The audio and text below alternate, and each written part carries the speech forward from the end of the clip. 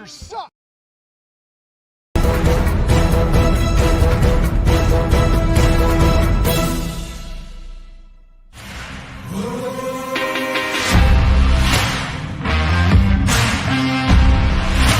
Third down, Fields. There's room to run for Fields. Oh, turn it on to speed.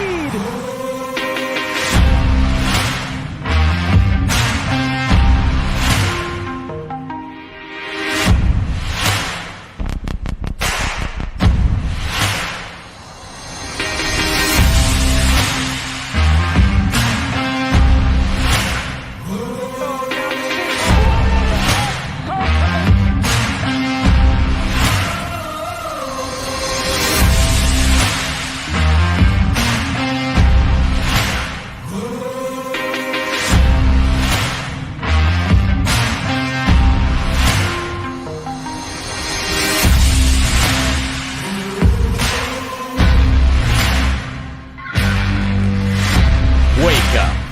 This is Out High Bear Nation. All right, everybody. Welcome back to another episode of Out of High Bear Nation. I am your host, Ace, as always. As you can see, my boy Tarbill, not here again, slacking. I'm telling you, this guy's taking too much time off. I think I might have to look at a replacement here pretty soon. But filling in for him is my dude, Joey. Joey, how you doing tonight? I'm doing pretty good. Yourself?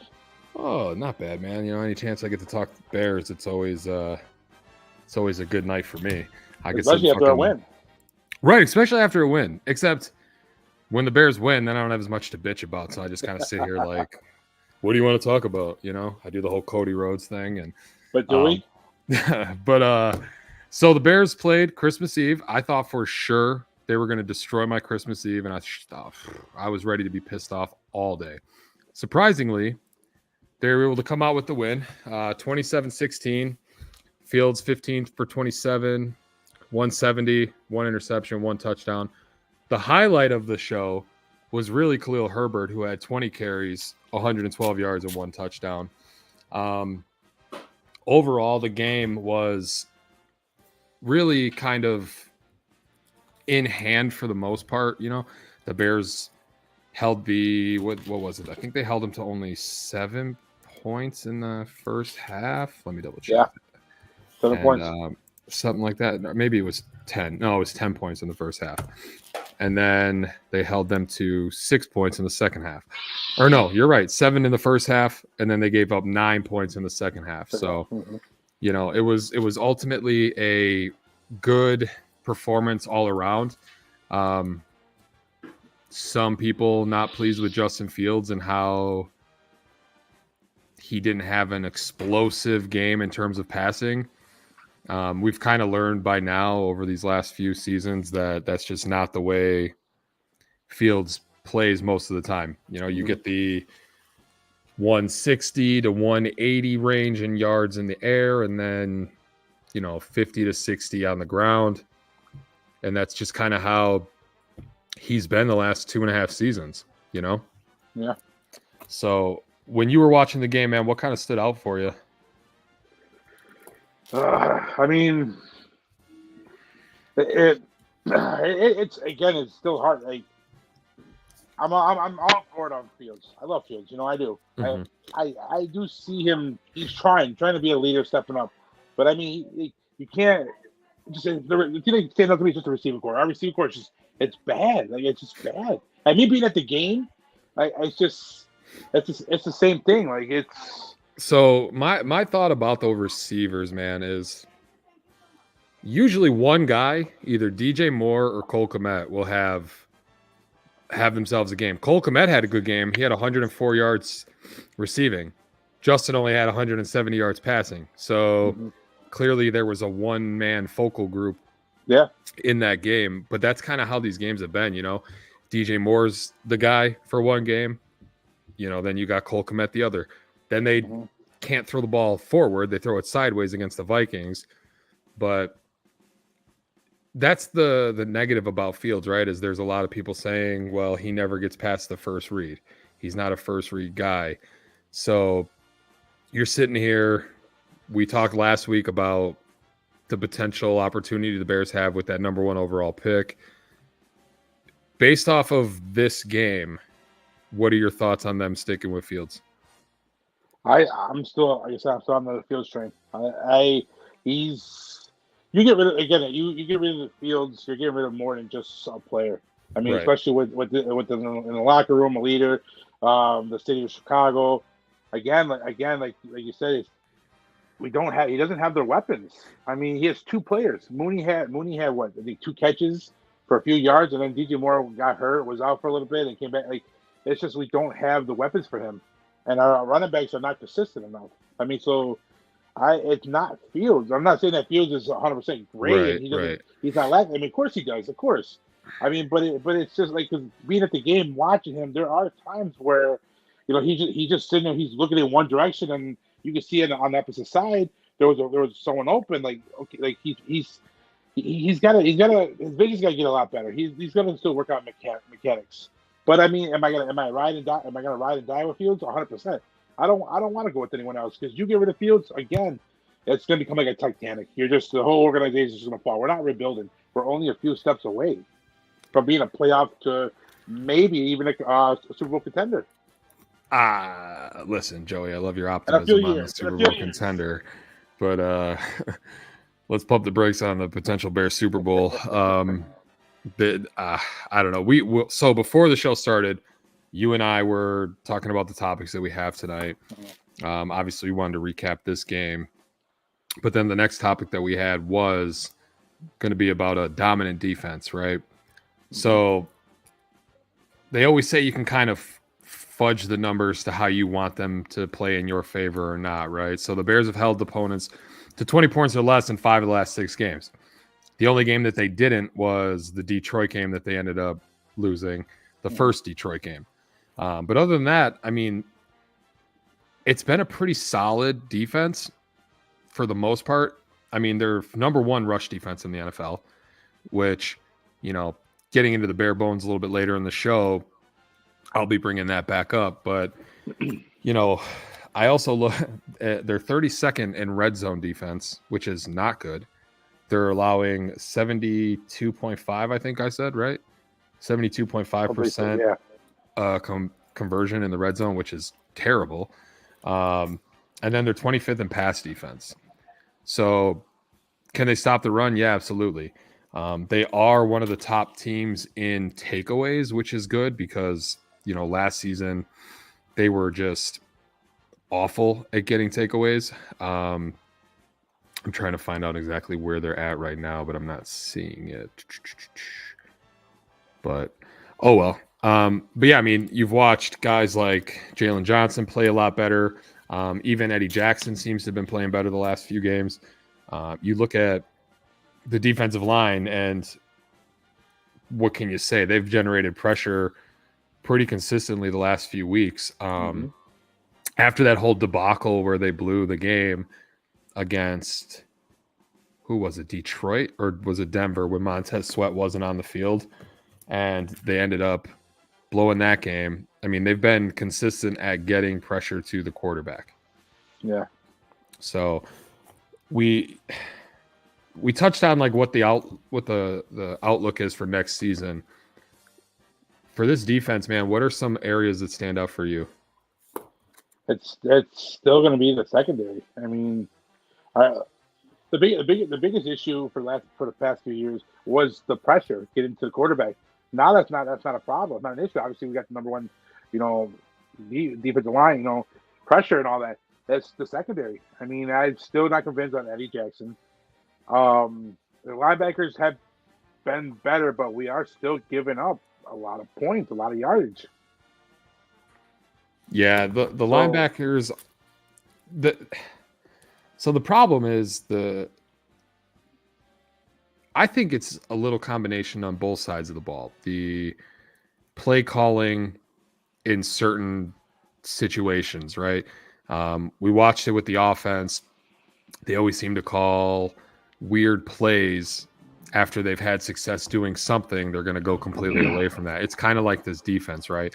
I think if you look at the defense, especially going forward into next season, there's pieces that you can definitely highlight as good to build around. I think they're going to get a deal done with Jalen Johnson. I just feel like that's something that Yeah, they're I really agree. looking into. You have Montez Sweat, so he's going to be obviously your focal point of this defense. Brisker, Gordon, those guys have been standout all season. They've played well. They're young, right? But they do have a good nucleus of guys that are able to hold it down, I would say. I think what they really need to focus on in this offseason is getting another edge rush that's able to play opposite of Montez Sweat. We talked about that last week with Mike. And other than that, I'm not sure about Eddie Jackson. I'm not sure if he's coming back or not. What do you think about Jackson? You think he's kind of too long in the tooth, or? I think the only way we keep him is if he's going to accept a very low contract. Yeah. I mean, I think he'd probably have to redo. I don't know. He's old, man. Like, no offense to him, but he's been. I'm old, but he's been with the team 7 years now. Yeah, what was he? Fourth round pick, years. Right? Yeah, because he was injured. It's just we need another hybrid. We need another. He's his motor's running out. But at the same time, I mean, like you said, another thing too is the play calling. I mean, being there again. If whoever watched the game last week, like again, it was the some of the play easy plays that happened, it was flukes. There you go. That's the word, fluke. It was fluke plays again. I mean, the one pass where it was to Hollywood, he caught the ball and it's there was nobody on him, and Eddie Jackson was running from on the other side of the opposite field to get to him. What is you guys thinking? What are you guys doing? It's just it's a little bit of both. Eddie Jackson, I think he's gone. I think we're gonna bring someone else in, and other than that, I think we'll be all right. My biggest concern with the defense is, if they move on from Flus, you're looking at a completely different system, most likely, because you're going to bring in a new coach. He's going to bring in his defensive coordinator. And then you're going to be in a situation where all these guys have to learn a completely new system, new verbiage, all that stuff. And then what? Is it going to be able to stay to that level? You hope, but we've watched teams that transition coordinators, transition head coaches, and it's always a little bit of a struggle at first, right?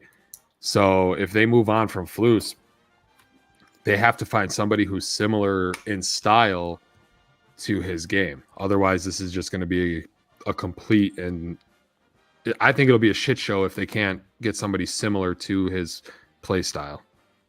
Yeah, I agree. That's why I think we keep riding with Justin. We keep Flus, and then we go from there. We definitely need a legit offensive coordinator, and we just gotta do better on defense. I mean, we're only a few pieces away. It seems to be the Bears, though, right? They're always just a few pieces away. They're always just this guy away, or this quarterback getting injured away, or all this shit, and then you find yourself rebuilding in 2 years. But like I said, I mean, this time it's different. Don't get me wrong. We're gonna go back to when Nagy was around and stuff like that. They were comparing stats between Trubisky and Fields, and it was very close. But it's just I don't want to hear that shit. Yeah, right. But it's like again, look at the pieces, look at the coaching staff, we even when Trubisky was here, look at who we had around us. Robinson. We had just all those different guys, and we didn't do nothing. We had a couple of great plays. We had a few good wins and all that, but nothing serious. Now, I in my opinion, I think we're better. We have better weapons. We have better talent. We're younger, but again, it just seems seems to me that these guys just can't get the coaching right. I don't understand. We have everything there, but we possibly could need and want. Yeah. So even in a victory right now, right? I'm still looking at things that this team needs to improve on because they're not pretty victories. You know what I mean? They're victories that, for the most part, at this point, you're just looking for development in players because the likelihood of making the playoffs slim. My dude Brent's in the chat said coaching is trash. I mean, I'm not going to disagree. I think Luke Getsy has proven that he's an awful offensive coordinator. I still fully think dude is a double agent for the Green Bay Packers. If you know, nobody, you guys don't have to believe me, but I feel it in my gut. He came over here with one goal in mind, and that was to sabotage Justin Fields. You know, call me a conspiracy theorist all you want. I'm going to stick with that. And Flus, I don't know, man. He just, to me, he doesn't captivate me as a coach. You know what I mean? If I'm a player on that team, he might have the respect of the locker room, but you need a guy that's going to get the fire going in these guys. You know what I mean? And he just doesn't seem like a guy that's like going to hype these guys up. I mean, okay, so for instance, right? Halftime adjustments for this team have been rough, right? They've been, they play fast in the first half, and then we've watched it over the last few weeks where they just can't generate any positive momentum in the second half. They've blown, 3 games we talked about last week? Mm-hmm. Denver, Detroit, and Cleveland, right? Those 3 games, historic losses, not just regular losses, but historic losses where this team, most teams don't have those kind of losses in a single season. This team had 3 of them in one season. This coach is the first coach in history of the NFL to allow 3 of those games in one season, right? I don't care. They could win the next 2 games. I'd hope they win at least one more, and that's the Green Bay game, just because I live up here and I'm tired of always hearing these fucking people talk about the Packers and Jordan Love, and I will put my head through a window if I have to listen to this all winter. But even if they go out there and win the next 2 games, what's the point? Yeah. Like, you're going to bring back a coaching staff that fell into a couple late season victories. It's not that impressive to me. I also read, like, social media is, it's wild. Everyone knows this. But I was reading on something else too about a possible trade with the Steelers. Sending some picks for Tomlin. No, listen. I've read all those rumors. I've watched this ain't like the WWE, man, where the dirt sheets are on it. I love the idea of Mike Tomlin coming to this team. I think he needs a change of scenery. I don't think he's happy in Pittsburgh anymore. Our dude Vince in the chat, says Flus will be brought back. Frank Reich will be the new OC. So Vince, I got to ask you a question. Is that, let's say that happens, right? Has Frank Reich blown his shot at being a head coach, so he's just going to stick around and be ROC for a while? Because, and I understand, you don't have to be an offensive-minded head coach. Some of the best coaches in the NFL are not all offensive-minded head coaches. But I would love a guy like Sean McVay or like Jim Harbaugh. I would love to see Jim Harbaugh here with the Bears. I know he ruffles some feathers. Sometimes you got to piss some people off to make it to the top. You know what I mean? So I think personally, if they were able to get Jim Harbaugh, that would be my dream scenario for Justin Fields. But I think for the most part, the team needs somebody, even Ben Johnson on the Lions. I'm not sure if he's the guy. There's always those hot names this time of year. $20 million a year. You're willing to pay $20 million a year? Well, why would he turn down $110 million from Michigan? I mean, okay. So there is 110 million reasons why he probably won't turn down the Michigan job.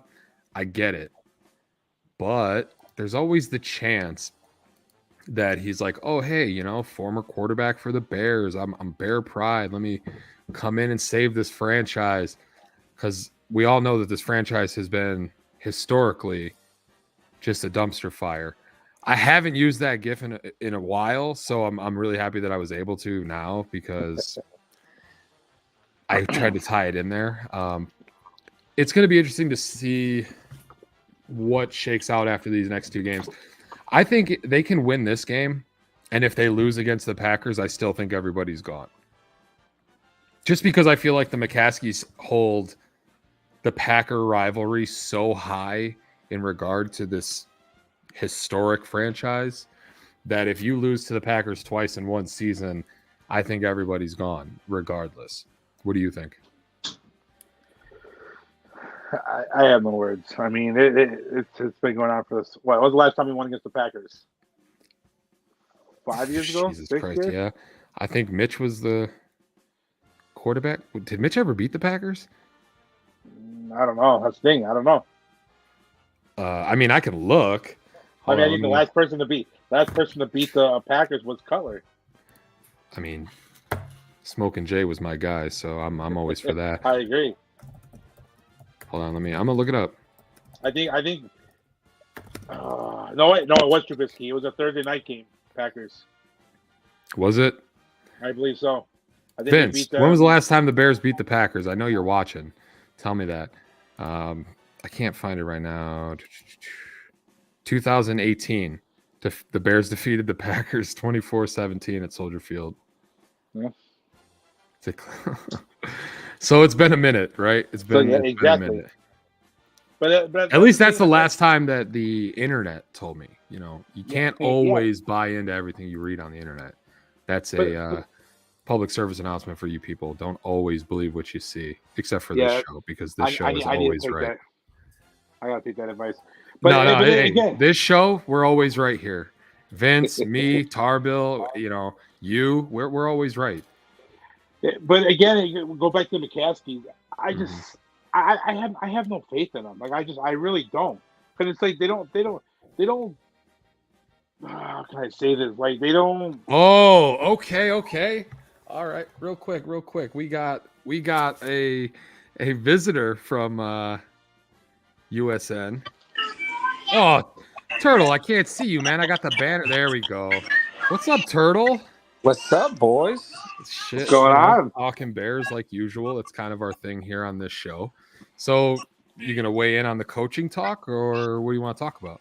Yeah, I mean, you think the Bears? First off, do you really think the Bears are going to pay Ben Johnson $15 million a year, or $20 million a year to outbid anybody else? The dude at Carolina is crazy, and is going to pay this dude like $25 million a year for a guy that's never coached a down of football and is a head coach in his life. Jim Harbaugh's not going to turn down $110 million to leave Michigan to come here. Like, I mean, at that point, who does that leave you? Brian Johnson from Philadelphia? You really trust him after only a year of being the offensive coordinator? And the Eagles haven't looked that great. Worse than they looked the last few years. We could bring Matt Nagy back. Just kidding. Yeah, you could. I mean, at that point, you might as well do who then? Eric Bieniemy? So, I mean, that's the thing, right? We talked about my guess. We talked last week about that shit. Like, who is the guy? Who's the next guy, the big name? And there really is no huge name out there right now, right? No hot free agent. I mean, there's only unrealistic names. Like, you throw Sean McVay out there. McVay's not leaving the Rams. Well, I know that. I'm just saying I wanted a Sean McVay-esque type guy. No, but I mean, I hear other people say it. I hear other people be like, "Oh, well, they should trade for Sean McVay." Well, Joey thinks they should trade for Mike Tomlin. So what I think is, I think the Bears should go out and get Tom Brady to come and coach the offense. Doesn't he own partial the Raiders? He can't come and coach the Bears. That's all right. Now, Belichick, on the other hand, he's supposed to be out of New England. You guys want a 90-year-old Bill Belichick coming to this team? No. But that's what I mean. So, like, at that point, who do you bring in? Who do you bring in that you're like, oh, well, that's the guy that's going to unlock Justin Fields. It's going to – or you're going to trust with Caleb Williams. Like, that's the guy. We need someone that's young and that's up the tempo, that knows the game the game now and not back then. That's why Belichick's not working. But that's what Matt Nagy was when they went out and got Matt Nagy. We see how that 100%. turned out. Wait, but at the same, you're saying Matt Nagy wasn't good? He made it to the playoffs twice. I'm kidding, by the way, because No. I'm just saying, like, despise Matt Nagy. I mean, there's all these guys, and everyone's like, we got to go get that young up and coming, but there's no for sure he's the guy. Like, if you're Cincinnati, do you at this point do you really think Zach Taylor's the guy that's gonna take you to a Super Bowl? Like, you had that one good year that you went, but you really had no showing when you were there, and you've looked horrible ever since. Like, It's kind of wild, right? I was looking at the MVP race, and usually that's where you can kind of figure out the hot name for coaches, because the quarterback in that race is usually smell the pizza cookie. going to be a guy that's playing on an offense that's excelling, right? But you're Right. looking at what Dak was in the running for most of the season until just the last couple games. And now who's the offensive coordinator in Baltimore? They said his name, but I forgot it. He was in Georgia. Hold on, I can look that up. Just give me a second. It is Todd Monken. I don't even know how to say this that's guy's his name. 34 years old. Hey, he's older than me, so that's cool. He can be my OC. I don't want a guy younger than me. So I would go the opposite route. At this point, I would keep Eberflus. Like, there's really nobody out there that I think is guaranteed to be better that you're going to bring in. And Are he's you like done trying a to good mock job. me? I can't understand. I don't want Flus. Why? Because, like, I told Joey this earlier. The hold dude on. inspires who? Hold on. So if I told you before the beginning of the year that the Bears were going to win 7+ games, you would have said Eberflus did a good job. You're right. I would have before the season. He took a team that won 3 games, and now they're going to win 7 to 8 games, and did it with a team that had 0 pass rush until 4 weeks ago. And you see what his defense has done since they got just a little bit of a pass rush with Montez Sweat. Now imagine that if Ryan Poles puts another edge rusher on the other side, and maybe somebody who could rush the passer from up the middle. Now imagine what the defense does. Yeah.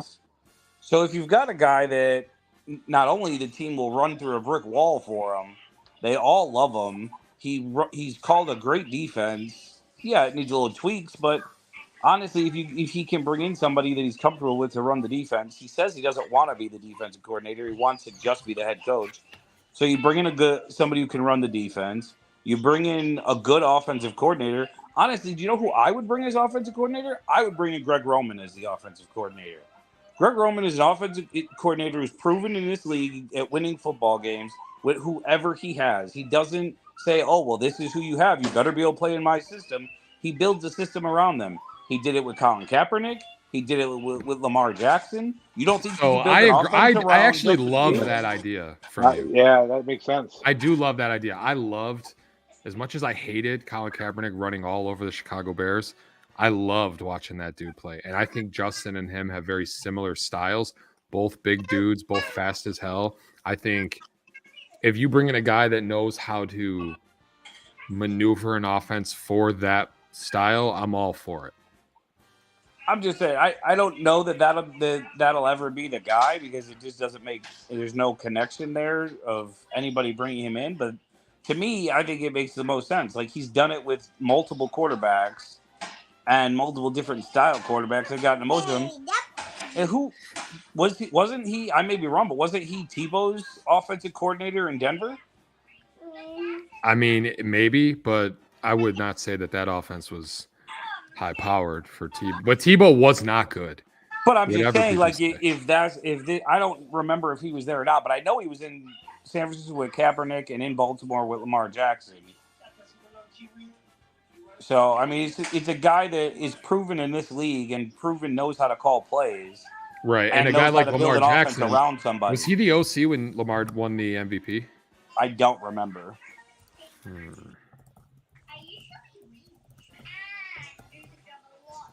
One MVP. Just give me a sec. I'm over here. I'm the guy that... Yeah, it was Greg Roman. You're right.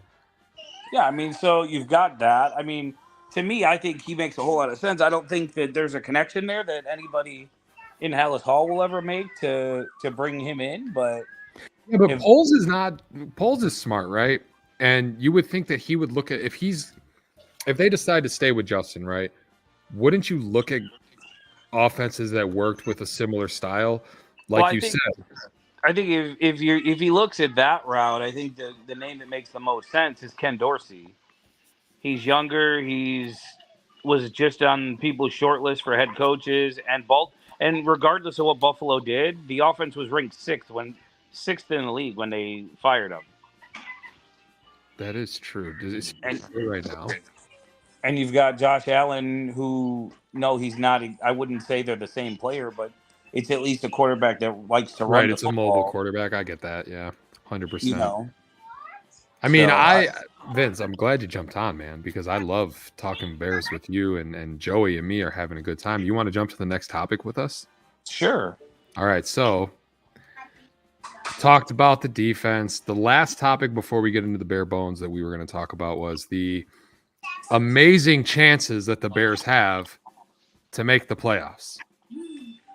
They have a 1% chance of making the playoffs. We were talking in the group chat. So you're telling me there's a shot. Right, there's a chance. I'll read you what needs to happen just to refresh your guys' memory, okay? So the Bears need to win both their games against the Falcons and the Packers. The Rams have to lose the rest of theirs. The Seahawks have to lose the rest of theirs. Vikings have to win in week 18. Or no, the Vikings have to lose against the Lions. And then the Saints will have to lose one of their final 2 games against the Bucs or the Falcons. So, I mean, for those of you that don't watch football or don't really know football or don't really follow that closely, that's a lot of shit that needs to happen for this team to make the playoffs. Now, boys, do you think it can happen? I mean, can it? Yes. Will it? No. Not all that's going to happen. And I don't want it to happen. What's the point of seeing this team go into the playoffs to get smoked in the first round and get a worse draft pick? I'd rather them not make the playoffs and get a better draft pick at this point. I mean, yeah, that's what everybody at this point should be hoping for, right? But you know damn well if they lose this week, we're going to have people that are like, oh, I can't believe the fucking Bears lost and blew this and blah, blah, blah. And I don't think making the playoffs is ever a bad thing. You already have the number 1 overall pick. Look, 5 seconds. Look, it's so you have that signed, sealed, delivered. That's your pick. Why not try to make the playoffs? Why not give these guys a little extra experience in the playoffs? And yeah, it might muddy the water for the coaching and whatever else bullshit. But if they make the playoffs, that means that Fields probably played pretty well, right? And the defense probably played pretty well. And that also means that they beat the Packers, and I can't stand the fucking Packers. You both know that. I just can't. I mean, but you could hope that they could win out and still not make the playoffs. No, I mean, I think it'd be cool just to see them make it. Like the Lions have to lose. I mean, they're the Lions. They'll probably choke anyways at some point. They usually do. That's why it took, 30 years for them to win the division. That's just me talking shit about the Detroit Lions. But yeah, I think I'm with you, though, Turtle. I don't like the idea of them making the playoffs. I do think that at some point you need to give these younger guys that type of experience. Yeah. And if that comes next year, because my expectations for this team next season is to make the playoffs. You have to. I don't care who the quarterback is. You need to bring people in to make the playoffs. I don't even think that's enough. Like, my expectation next year is that you win the division. Like, who do you have to beat? Detroit? Detroit's not that good. Like, we've watched them all. Jared Goff loves throwing interceptions to the Bears. Right. It's like his favorite thing. Even when he was in Los Angeles, that was his favorite thing to do. You know, the Packers, they're I don't know. Sometimes up here, beaters, these fucking people are talking like Jordan Love is going to be the second coming of Aaron Rodgers. Yeah, I mean, why does he get a pass? Like, he's had some really bad games this year, and like he just gets a free pass. Like well, he's learning. Yeah, I mean, and the Vikings, they're going to be ass. You see, they're starting another quarterback. Are they? Who? Yeah. Now they're on to Jaron Hall. I don't get it.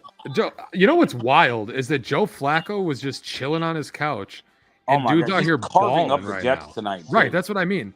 Like the dude was sitting on his couch 4 weeks ago, hanging out with his mom, and all of a sudden, like wants to just come out and I think he has like something in his clause where he wins like $7,500 or $75,000 a win 75,000 for every win. I Right. mean, that would motivate me though to get out there and win too. Yeah. But Sorry about that. Belle's very excited for her pizza. no, it's pizza is always That's life. a reason to get excited. She's got pizza and Bluey right now. She's set. I mean, who doesn't love Bluey? My kid's a little old for Bluey. He just came in here wearing a Darth Vader costume he got for Christmas and this bomb ass lightsaber Hey, and this Bella, Darth can you Vader say mask hi, that Ace? like you can talk and it makes Darth Vader's voice. Hey Bella. Can you say hi, Ace?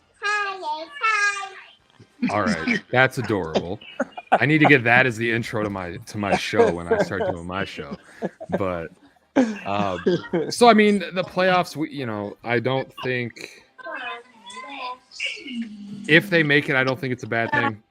If they don't make it, I think that's what I would prefer. Joey, what do you want? You want the Bears to make it or not make it? I just want them to play better ball. To be honest with you, that's all I want. I want better coaching. I want better play calling. I want better playmaking. That's what I want. I don't care. At this point, I don't care. So I guess my question is, does any I guess for both of you, either of you, whichever, Joey, you first, does anybody still have any complaints about the defensive game plan or defensive scheme? Well, Joey and I yes. talked about that. Yes, 100%. Because like So- I said, we're still giving up stupid plays. I mean, don't get every the game- I don't get defense in the NFL nowadays, though, is good. Offenses are so head and shoulders focused in the NFL over defense that you're going to have teams that score points. You're just going to. No defense is going to be fucking pristine and perfect. You know what I mean? Don't forget, 100%. Don't forget, the Bears, they only have one pass rusher right now. Right. Literally nobody else on the team rushes the quarterback. Well, I guess Dexter. Dexter's been. He's pretty actually good. played pretty well, I think. He's the played last pretty few well, weeks. but even him, he's, you can only, unless you're Aaron Donald, you can only disrupt the game up the middle so much. Yeah, well, Aaron Donald's a maniac. Right. I mean, today's quarterbacks are able to move side to side and avoid that rush up the middle better than they've ever done it before. But I mean, so I guess my thing is everybody wants to throw shade on Eddie Jackson, right? Like everybody's like, well, he's cap hit next year's $14 million. That's outrageous. They need to cut him. Why? Why do you need to save the money? They have all the cap space in the world already. They're fourth in the NFL in cap space. They have $67 million. They had $100 million last year. They showed you can't spend all of it in 1 year. There's just not enough money there's not enough players to spend it on. So why do you have to get rid of Eddie Jackson? What? Everyone's complaining. Well, he doesn't tackle. Well, they didn't get him to tackle. He didn't tackle in college. He takes the ball away. That's what he does. And you see, he starts to do that when there's a pass rush. So then people go out and they say, well, Eddie Jackson, you can't have a guy like that takes that much money if he has to have a pass rush. Everybody has to have a pass rush. If there's no pass rush, you can't stay with people that long. It's impossible. My thought about Eddie Jackson is, though, can you get the same level of productivity from some guy that you draft in the 4th, 5th round? Maybe. Or you could get a bum. I mean, At least you know when there's a pass rush, Eddie Jackson's going to take the ball away. That's one thing they have done so much better this season than last season is the ability to take the ball away. My thing is just everyone says we want to compete, but then they say, well, let's get somebody who may not be quite as good and pay them less. Why? We're not hurting for cap space.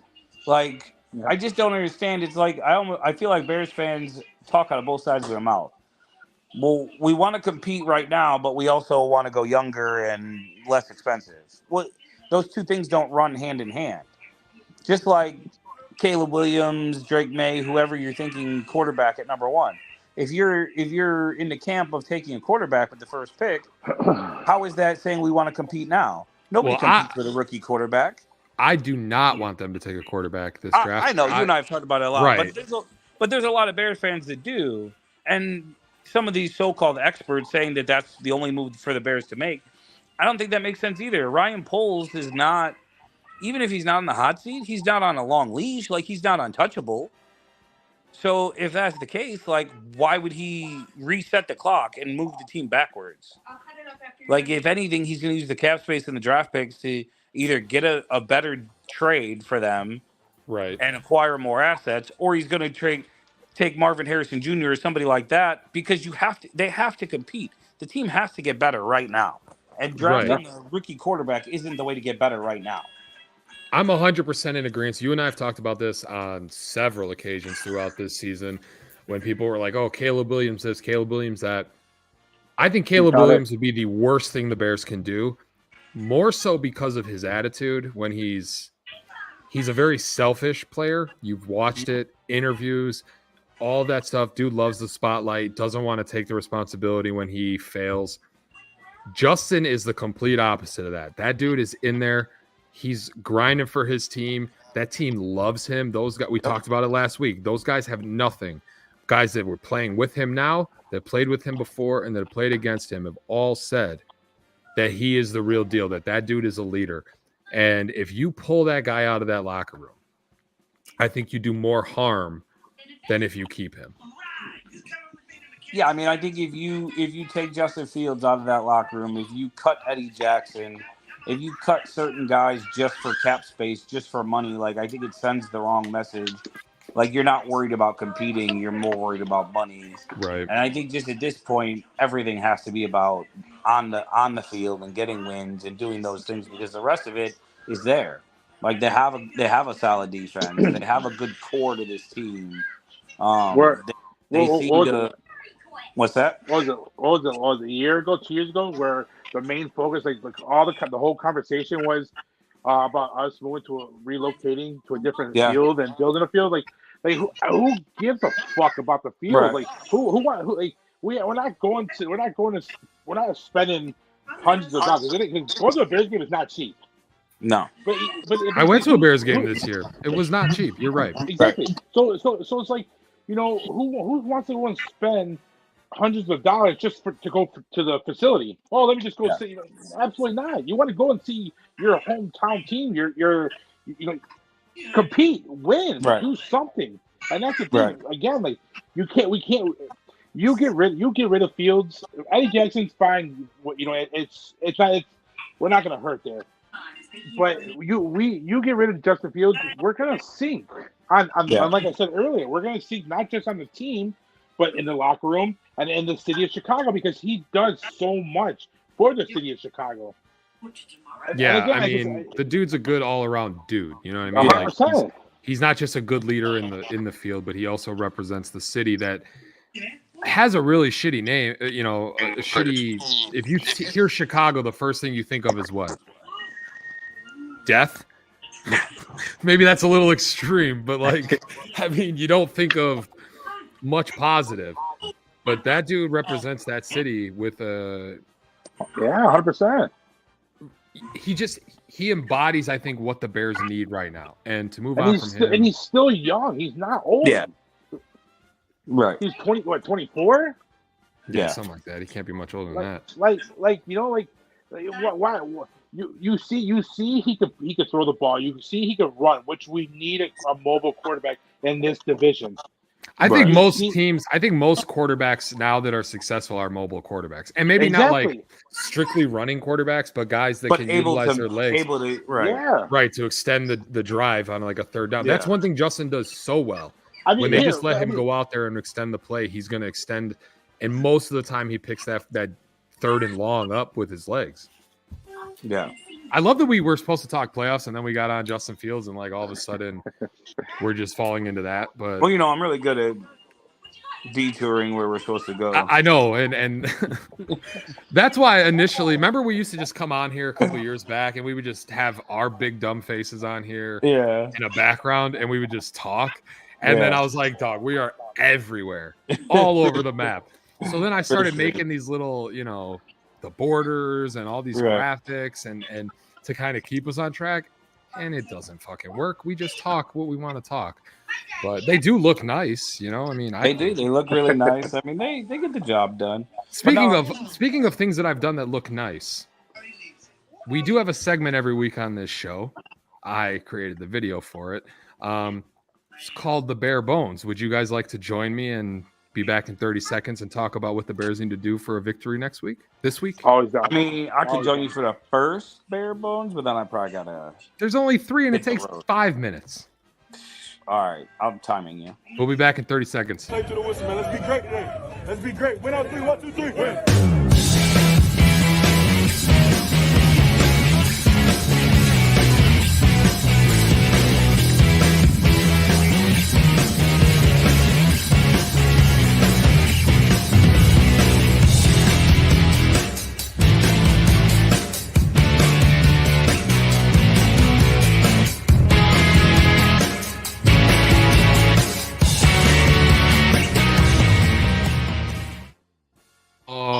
Okay, we are back. I forgot to change the border. That's my bad. You know, usually Tarbill drives, so I'm used to him changing all these things, getting me all set. But I think I've done a pretty good job driving these last 2 weeks. I don't even know if I need Tarbill back or not. But shots fired. So the bare bones segment, for those of you that don't watch or have just joined us for the first time this week, every week we talk about what the Bears need to do to get a victory. 3 things. We blow through them real fast. For you, Turtle, we're going to fly through these. Okay. First one, stop the run. Bijan Robinson, he's been a monster this year. Bears have the number 1 rush defense. Who do you think has the advantage here? I think the Bears have the advantage because I think Arthur Smith is the worst thing to happen to the Falcons. He's like a run-heavy coach, and all of a sudden he got to Atlanta. They drafted Bijan Robinson 4th overall, and he was like, you know what we should do? We should just not use him. Yeah, throw with a shitty quarterback. Right. You know, that's a Matt Nagy thing. All right, number 2, pressure up front. We talked about the defense and how Sweats had a big impact on this this pass rush. I think guys like Dexter, they need to have some standout performances this week. Fellas, your thoughts? Go ahead. Oh. Crickets? No? I was going to let Joey take this Joey, one. go first. Go first. Well, I agree. I think we need the younger kids to step up. We need to bring the pressure. Me personally, with them having a shitty quarterback, we need to blitz more. We gotta keep blitzing. I like it. I mean, that's it. I mean, it's pretty simple. Yeah. I take it one step further. I want to see a big game out of Jack Sanborn. The jackhammer? He's a guy that I thought he played really well, and then this year he's just been okay. I thought he'd play better with a little more help at the linebacker core, and he really has just been average. I want to see him with his nose around the football. I want to see him make an impact, especially a run-heavy team. I want to see him coming downhill, playing against the run, and showing off those elite tackling skills that we saw last year more than we have this year. Yeah, baby Urlacher, where you at, man? We need to see this guy step up. 3, play calling. I'm not really hating on the play calling the last couple weeks, but I do think in the second half, this team needs to keep the foot on the gas. I hate the play calling. Fields, elaborate. I just think Luke Getsy, I'm just so over him. I'm tired of seeing his stupid face on my TV. I'm just tired of hearing people say his stupid name. I'm tired of seeing his stupid play calling and his screen passes and his 3rd and 1s. Let's go out of the shotgun and never rolling Justin out and, just taking too long to get plays into Justin and just being horrible altogether. I mean, like I told Joey earlier in the show, I'm convinced dude's a double agent for the Green Bay Packers. I mean, I just feel like when he starts to when you call plays, you're like, well, I'm going to use this play to set up that play. Right. Yep. I don't feel like that's what he does. I feel like he literally just is like, let's try this one. And then this one. And they have nothing to do with each other. And the one game he was running a lot of those traps to the right. And I said, okay, well, he's going to come back with one of them RPOs and hit him with a quick screen or a quick slant to the left off of that play action. No, we're just going to keep running the same play over and over, not using it to build into anything. And like when he does start to find something that works, he goes away from it. Like I just don't understand. Like I just don't know what he watches where he's like, oh, well, let's go with these tendencies to build into this. He just doesn't. is like, let's see. I feel like he's playing Madden and just let Madden pick the offense every single play. And it's just there's just no rhyme or reason to the plays that he calls and the situation he calls them in. 100% agree. 100%. And Packers suck. And Packers suck. So y'all know what that means. Every time that Packers suck drops, that means the show's over. Turtle, thanks for jumping on, man. You always have me on your show, so it's a privilege to have you join this show. I know this is kind of like all of our shows. No, but I get what you're saying. Definitely, it's always nice to have some of your guys' pretty faces hop up here with me. You know, I can't be the only pretty face in the group. I need you guys to be. And you got a personal shout out from Bella. That's right. I mean, my night has been made. So, thank you guys for tuning in. We'll be back next Thursday. Go ahead, like, follow, subscribe, all that good stuff at YouTube. There's our Twitter, well, X, whatever the hell you want to call it. Thank you guys for tuning in. Awesome comments, and we will see you next week.